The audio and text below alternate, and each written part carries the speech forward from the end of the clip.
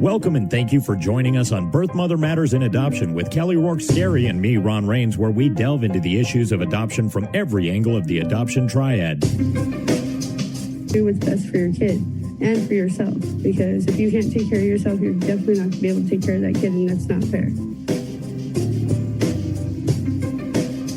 And I know that my daughter will be well taken care of with them. Don't have an abortion. Give this child a chance.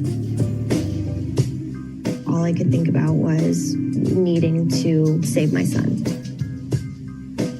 My name is Kelly Rourke-Scary. I am the Executive Director, President, and co-founder of Building Arizona Families Adoption Agency, the Donna K. Evans Foundation, and creator of the You Before Me campaign. I have a bachelor's degree in family studies and human development and a master's degree in education with an emphasis in school counseling. I was adopted at the age of 3 days, born to a teen birth mother, raised in a closed adoption, and reunited with my birth mother in 2007. I have worked in the adoption field for over 15 years. And I'm Ron Rains. I've worked in radio since 1999. I was the co-host of 2 successful morning shows in Prescott, Arizona. Now I work for my wife, who's an adoption attorney, and I'm able to combine these 2 great passions and share them on this podcast. If you enjoy this podcast, make sure to rate and review us on whatever platform you use to listen to us, and follow us on Facebook, Instagram, and Twitter. Look for AZ Adopt Podcast. Today we're going to hear from David. David was adopted back in 1984 from Guatemala. He was adopted by a U.S. American family, and he was adopted as a baby. So we're going to get to listen to his perspective and his adoption story. And I think it's one that we can all really learn from. David, thank you for joining us. Oh, happy to be here, Kelly. Thank you. Ron and I have been really excited to get to talk to you. I know I learned a little bit about your story when I met you in our office. And yes, I'm so excited to get to share you with Ron and all of our listeners, and for them to get to hear your amazing adoption story. So let's get started. Tell us all about it.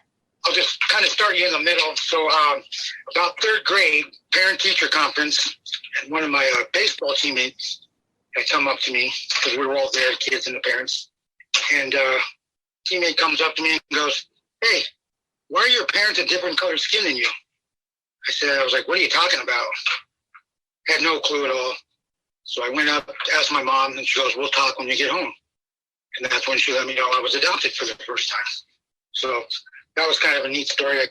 It made me feel like so just normalized that I didn't even know I was a different colored skin for that long. So, just so I can understand, are your adoptive parents Caucasian then? Yes, they are. Yes, they're very, Midwestern, yes, Caucasian. Okay. And do you, other than your skin color, do you look similar to them? Not at all. At this time in your life, did you have other siblings? Not yet. I think within the year, my parents adopted my younger sister as well. So, okay. All right. Let's jump back in. Okay, cool. So, and that's where it started my journey. And I didn't even realize until I got older how lucky I was to be in that situation. I started going back and was able to look up Guatemala and during the time and what was going on there and to see where I was at. It really struck me for the first time, like, wow, you got very lucky to be where you're at. Like, that is extremely lucky. My mom had mentioned a story to me. She had said that you're even more lucky because we had twins lined up before we knew of you. The mom at the last second had changed her mind. So they pulled out, and I just happened to be next on whatever list was there. Said, okay. And it was like, you go down to like the last minute or something. It was the last minute. So I feel even more grateful for that every single day. Me going and whatnot. But it's kind of really exciting for me and to keep pushing along sometimes. Definitely. How did your mom explain to you when you were a 3rd grader about being adopted? Like, what kind of things did she tell you? One thing is that she told me, she explained first why, like she couldn't have kids. So they had to go a different direction, and adoption was a route. I was actually the first Guatemalan child to be adopted in the state of Ohio at the time. And that she explained to me it didn't matter what color my skin was, that she loved me and my dad loved me, and nothing was going to change that. I've always thought of them as no different skin color. But it was really nice of them to share that with me, because I've heard a lot of people not get told till they're older or to find out some other way. They explained it pretty clear and upfront, and they didn't hide anything, and it was really nice to know. So when you were told, from the day that you were told to the previous, to the future, did it change anything for you? It did. It didn't until like a couple years ago, because I had never read my birth certificate. So I never knew like the impact of what had happened. Like I never knew my birth mother's name or anything like that, but it's on my birth certificate, and I went through and saw that. I was like, oh, wow, that's cool. And then explain the reason why she gave me up for adoption. She couldn't financially support me or give me the education or take care of me at the time. She wanted me to have a better life somewhere else. And when I read that, that was like, man, that was pretty selfless to do. And it really hit me really hard right there. Like, for someone to do that, that's pretty cool. Like, it's no guarantee it's going to be better, but you're out there a little bit better. And yeah, Guatemala was in a lot of turmoil at the time, and it wasn't a real good place to be at the time. So I feel really lucky to, lucky is not even the word I'd use. I think I had better odds of winning the lottery twice now than having that situation happen to me. So it definitely put things in perspective for me a lot. So when you learned that you were adopted and you were in Ohio, which is ironic because that's where I was born and adopted as well, did you know anybody else at that time that was adopted? I didn't, because when I was adopted, I was only 2 months old, and they moved pretty quick out of there. I was 2 years old when we moved to Colorado. Okay. It was a while before I found someone else that was adopted. It was a little while, because people, for whatever reason, didn't like to bring it up that they were adopted. I mean, unless someone else brought it up, it's not that I was ashamed or anything of it. I just never thought to talk about it. Some people have the stigma that they're different because they were, and I'm like, no, you're not. You're just a regular person too, and nothing wrong with that. So, for whatever reason, the weird stigma behind adoption and certain things, just know it's totally an awesome thing, and I wish more people would share it. Yeah, I agree with you. Now, for the adopted parents that are listening, when your mom told you that you had been adopted, did it change how you felt about them or towards them at all? Not one bit, not at all. And I still get asked now, do you want to go back and find your birth mom? And I'm like, I struggle with that in my head. It's just like yes and no. I mean, it'd be cool to meet her and say hi and hey, look what happened. Thank you very much. But at the same time, they're like, would you love your parents any different? And I'm like, no, they still be my mom and dad in a different way, but they're my parents, and I love them unconditionally. And if I ever did get to meet my mom, I could have built a relationship there too. But my parents are my parents. So you've never met your birth mother, but have you ever gone to Guatemala? I have not. My parents have. Okay. We just meet where I was from. I'd like to do that one day when I could, just to check it out. Maybe go find her. I do have a record. There's in the hospital of my birth, and they gave me a number and whatnot. So I know the exact city where I was born and all that stuff. So I'd like to go back and see that, to see where I was born and what it could have been like down there. Nowadays, we do what's called a non-ID and addendum, where you get some personal information about your birth mother. Did you get any information like that about her? Do you know anything, or what kind of things do you know about your birth mother? I did not know anything until a couple years ago, not because I wasn't told, it's more so I didn't ask. When I found out my birth mother's name, that was really cool. I haven't looked her up yet, but I would definitely like to do that. I was listening to one of your guys' podcasts, and I never really thought about, getting to know my own family heritage, and that was kind of cool that on the one podcast you guys are talking about that. For me, I'd like to know that too, just for genetics purposes, because that was always an issue growing up, and I don't know my family history, so I don't know what runs in the family. If not, it would be a good idea just to do that for my daughter, so we could have an idea what runs in our family and maybe what not to eat or whatever. So they want us to try to avoid to not catch something, So I'm going to put my Oprah hat on and ask the questions that I know, everybody, including myself, are curious about. So is it okay if I ask you a couple questions and then we're going to dig deeper into your story? Do you speak Spanish? No, I don't. I do not speak Spanish. I was only 2.5 months old when I was adopted. So that has always been like an issue, because people do try to speak Spanish to me all the time. Some people get mad. Some people just laugh. Some people just walk away. But that's been something I've had to deal with my whole life. I did let it bother me at first, and I got a little bit older, but then I just kind of shrugged it off. Like, who cares? I did get a lot of questions about why my parents were a different color. That's when I would tell people I was adopted. And it did feel like a time growing up, I got left out, maybe just a little bit because of my skin color in the family. So how did you deal with that? I spoke to my mom about it. I felt left out. It was on my dad's side of the family that I felt like a little discriminated against. But when looking back, it was just the situation. It wasn't because I made it a bigger situation than what it was. I personally had jumped to that, which I shouldn't have, but that's something I've always felt.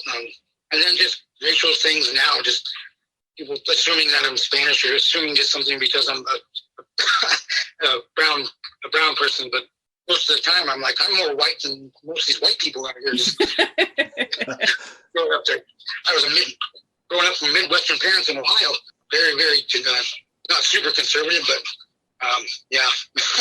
I don't like refried beans or pinto beans or those beans. I like green beans and navy beans and peas, and people just didn't get that. Why? But you're brown. Just that stigma behind that. But other than that, I haven't had I've never had like a huge issue with skin color or anything like that, or a fight with my family over it or anything like that. Okay. Do you have any information about your birth father in Guatemala? I did not. On the paperwork, it says the father is unknown. And how does that make you feel? I don't know. I was like, yep, that might have happened then. So I wasn't sure what's going on down there. I don't know the situation exactly, what happened between my mother and my father. So whatever it was, he wasn't in the picture. So I'm so like, I don't know, like blinded to that because of the way I grew up. Like I never really thought too deep into that. Like, for it to really like sink in, like, oh, you didn't have a dad. How would that been? So that's just another one of the things that I think about now. Like, what could have happened if you stayed there and you wouldn't have had a father? What would have happened then? Well, I feel that's a real credit to your adoptive parents in how they raised you to not look at what could have been and regret, but instead look at what really is and your situation and make the most of it. I think that's fantastic. You have an amazing outlook on life. I'm so grateful for them in so many ways, for them fighting for me, and of course they were going for the other two boys first, but I was next. The road they had to take in the early '80s was just I knew it was a little difficult, and it was just like more power to them. I love them so much for that. So you said also something that really got to me. You said that your parents adopted again, and they sound like amazing people.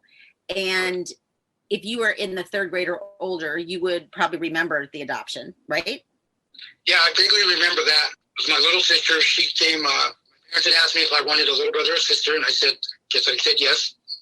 And I found out I was getting a sister. I was pretty bummed. I wanted a brother. But she was young. She was 2 years old when she was adopted.